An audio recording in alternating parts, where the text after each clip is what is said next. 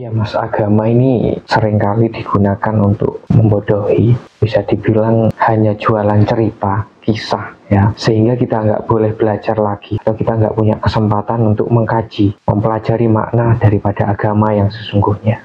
Sebaiknya kita sebagai umat beragama, apakah kita harus terjebak dengan kisah, atau kita harus lebih berkembang lagi Mas, agar tidak dibodohi oleh para pemuka agama? Seperti yang terjadi saat ini, Mas Yahya, kebanyakan di antara kita kan kenyataannya terjebak di sana, sehingga kita ini bisa dikatakan dibodohi. Karena ketika kita berusaha untuk menggali atau mengkaji lebih dalam tentang apa yang diajarkan di agama itu, dengan pengetahuan, dengan wawasan yang luas, itu seolah-olah dibatasi, seolah-olah dibenturkan dengan ayat, dengan hadis, Mas Yahya. Yang mana itu sudah ketetapan yang kita tidak bisa merubah itu. Makanya sering saya katakan bahwa agama ini adalah aturan yang baku, Mas Yahya. Aturan tentang konsep beragama. Sedangkan konsep pertuhannya berbeda. Nah, disinilah kita harus mempelajarinya tentu dengan pengetahuan dan dengan wawasan yang luas. Sehingga kita tidak terjebak dengan doktrin agama itu sendiri. Yang seolah-olah kisah atau cerita yang ada di agama itu adalah kisah yang sudah tidak boleh lagi dibantah, begitu Mas Yahya. Seolah-olah itu adalah kisah tentang Tuhan dengan umatnya, begitu. Padahal kalau kita mau mempelajarinya lebih dalam, tentu dampaknya akan sangat luas dan akan terjadi yang disebut agama ini sebagai rahmat untuk semesta ini, Mas Yahya.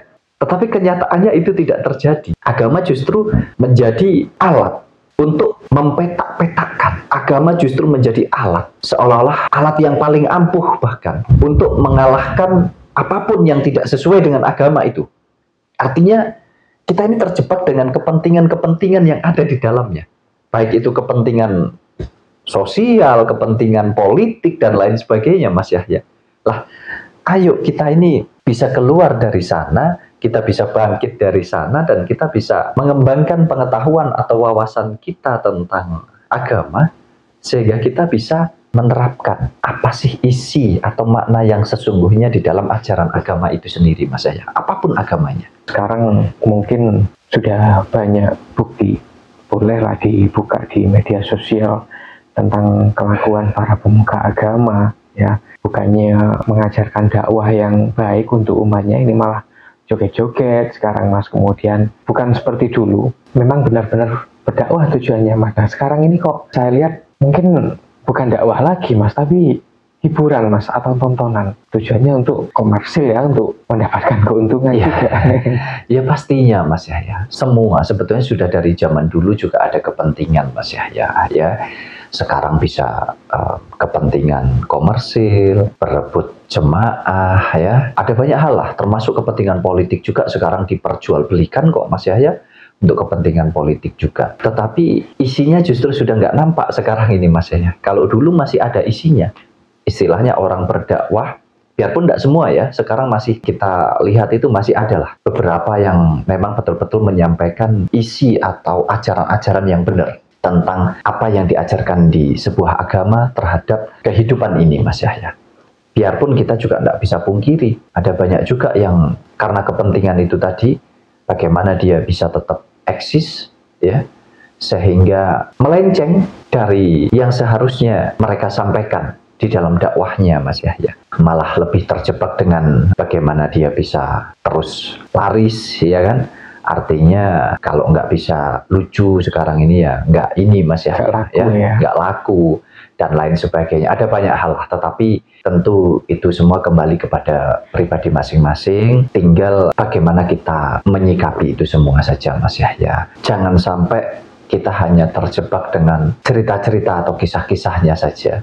Tetapi kita harus mampu masuk mempelajari apa makna yang sesungguhnya yang diajarkan oleh sebuah agama itu. Karena kebanyakan ini Mas Yahya, sekarang ini kan di antara kita ini justru berdebat, berantem, bertengkar, saling menghujat, bahkan saling menyakiti satu dengan yang lain, kan hanya karena kisah-kisah atau cerita-cerita dari agama ini Mas Yahya. Jadi kita ini dibodohi dengan kisahnya, dengan ceritanya. Kita ini berebut terus tentang itu Mas Yahya.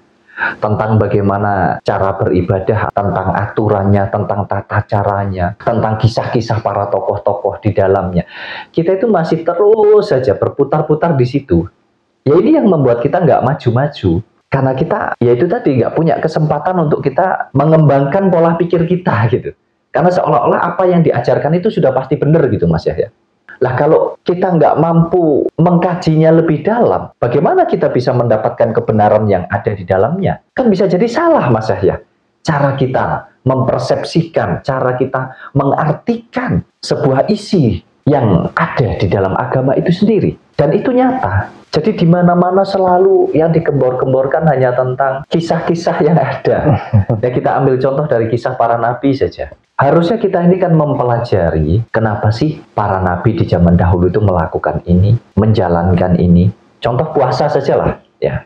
Contoh ini. Kenapa di zaman kenabian Nabi Muhammad itu menjalankan ibadah puasa? Kita kebanyakan hanya terjebak menirukan apa yang sudah dilakukan oleh Nabi Muhammad. Tanpa kita mempelajari kenapa beliau melakukan itu.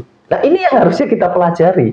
Dalam rangka apa gitu loh. Kan tentu punya tujuan toh Mas Yahya. Menjalankan sholat, menjalankan puasa. Ini kan pasti ada tujuannya. Untuk apa? Nah kita terjebak hanya di tata caranya Mas Yahya. Sudahlah, mau sebagus apapun kita menirukan, mau sehebat apapun kita berusaha untuk menyamai, kita nggak akan pernah bisa menjadi nabi Mas Yahya. Justru harusnya kita menjadi diri kita sendiri, kemudian pesan yang terkandung di dalamnya, apa yang sudah dilakukan oleh para nabi di zaman dahulu, hal-hal yang baik, hal-hal yang benar, harusnya itu yang mampu kita terapkan di dalam kehidupan kita. Nah ini kan kebanyakan kan salah kaprah. Di dalam agama Islam sendiri saja, tokoh-tokoh agama ini berbeda-beda mengartikannya. Ini di negara Indonesia loh ya. Antara Habib A dengan Habib B dengan Habib C. Cara mengartikan isinya loh berbeda Mas Yahya. Belum lagi bicara tentang aturannya itu sudah berbeda-beda. Oh yang satu gerakannya begini. Yang satu lafalnya begini. Kalau nggak sama dikatakan salah. Belum lagi kita bicara dengan yang di luar negeri Mas Yahya. Bisa jadi malah tidak sama Mas Yahya. Ya. Nah, pengertian-pengertian tentang inilah yang harusnya mampu membuka wawasan kita lebih luas supaya kita tidak mudah dibentur-benturkan, diadu domba satu dengan yang lain. Sudahlah, jangan kita berebut lagi tentang merasa paling benar, paling suci, paling pintar di dalam beragama seolah-olah ini harus, ini wajib, ini akidah kita sebagai orang Islam. Kita harus menjalankan ini. Kita harus membela agama kita. Kita harus membela Tuhan kita. Seolah-olah Tuhan itu hanya milik kita. Seolah-olah tata cara kita sajalah yang paling benar. Tata cara kita sajalah yang paling baik, yang paling suci. Jangan dong. Apalagi kalau kita tidak mampu memahaminya. Sebagus apapun ibadah kita, sholat kita, puasa kita, zikir kita. Tapi kalau perilaku kita, tutur kata kita, tingkah laku perbuatan kita, semasa kita menjalani hidup ini, kita nggak bermanfaat. Bermanfaat untuk diri sendiri, untuk keluarga, untuk orang di sekitar, bahkan bermanfaat untuk menjaga dan merawat kelestarian daripada alam semesta ini, ya kan sia-sia semua toh Mas Yahya. Betul nggak? Betul. Bukannya orang-orang yang mencari keuntungan di balik doktrin agama itu tadi, sehingga dijadikan bahan untuk menakut-nakuti umat yang mungkin belum paham ya. Nah, ini apakah gak dosa, Mas? Ya kan kembali lagi, mau merasa berdosa atau tidak. Kebanyakan orang kan mengklaim yang lainnya itu berdosa. Hanya karena penilaiannya seolah-olah nggak baik, nggak benar, kamu berdosa. Tapi apa yang kita lakukan ini, apakah kita sudah sadar bahwa yang kita lakukan pasti baik dan pasti benar menurut orang lain? Kan belum tentu. Jadi dosa ini juga luas Mas Yahya. Makanya mempelajari segala sesuatu hal jangan dengan pola pikir yang sempit. Tidak akan pernah ketemu. Kalau kita bicara tentang kepentingan, bukan hanya agama, apapun itu, pasti ada kepentingan di dalamnya. Tinggal bagaimana kita saja, mau terjebak di sana atau tidak. Kalau saya mungkin lebih begini Mas Yahya, masalah hidup dan mati ini kan sebuah kepastian. Dipastikan hidup berarti dipastikan mati. Kalau nggak hidup nggak akan mati kan begitu. Saya tidak mau berpikir terlalu jauh tentang kematian yang nanti pasti akan saya alami juga. Lepas dari, oh nanti katanya ada kehidupan kedua dan lain sebagainya. Saya tidak mau ngurusi itu. Saya ini dihidupkan oleh Tuhan dan nanti saya akan dimatikan oleh Tuhan. Prosesnya apa kata Tuhan? Saya tidak ngurusi itu. Saya tidak akan ngatur prosesnya Tuhan. Karena itu bukan ranah saya. Ranah saya adalah ketika saya menjalani hidup. Jadi yang terpenting itu saat ini, ketika kita masih hidup. Bagaimana kita mampu menjalankan kehidupan ini dengan seimbang, dengan selaras antara kehidupan jiwa dan kehidupan raga kita. Berarti antara kehidupan yang ada di jagat raya ini juga. Ya kalau saya sudah mampu menjalankan itu ya sudah. Perkara mati nanti urusannya Tuhan sudah. Mau yang seperti apapun. Kalaupun ada orang yang menghakimi, mengatakan nanti akan masuk neraka, bodoh amat. Tidak ada yang tahu. Tidak ada juga orang mati yang kembali karena katanya disiksa neraka dan lain sebagainya. Tidak ada juga orang yang mati itu kembali bercerita bahwa di surga itu ada bidadari. Di surga itu ada bermacam-macam apapun yang kita inginkan.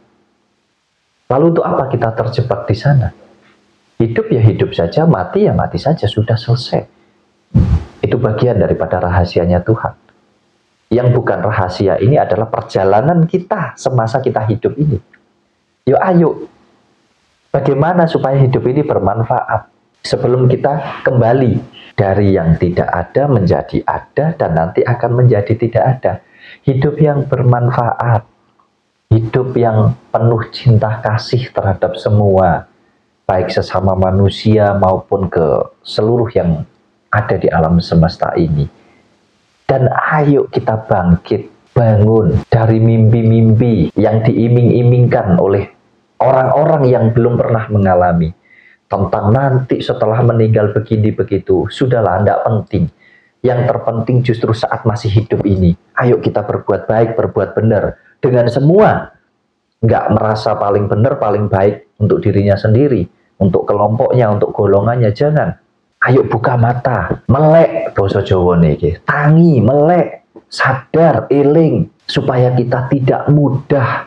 Kita ini ditipu, dibodohi oleh orang-orang yang melabeli dirinya sebagai orang yang beragama. Karena sejatinya semua sama. Kita punya potensi yang sama. Punya potensi untuk melakukan hal baik. Juga punya potensi untuk melakukan hal buruk. Punya potensi untuk mengalami hal yang baik. Dan punya juga potensi untuk menerima hal-hal yang nggak baik. Artinya semua bisa terjadi di dalam hidup kita. Untuk itu, ayo kita terus berbenah, terus hati-hati, tidak terjebak dengan penghakiman, dengan label-label, apalagi hanya atas dasar kisah cerita yang katanya, dan katanya. Tapi belajar sadar atas hidup kita yang sesungguhnya, supaya kita mengenali diri kita. Kalau kita kenal diri kita, ya niscaya kita akan mengenali Tuhan kita, Mas Yahya.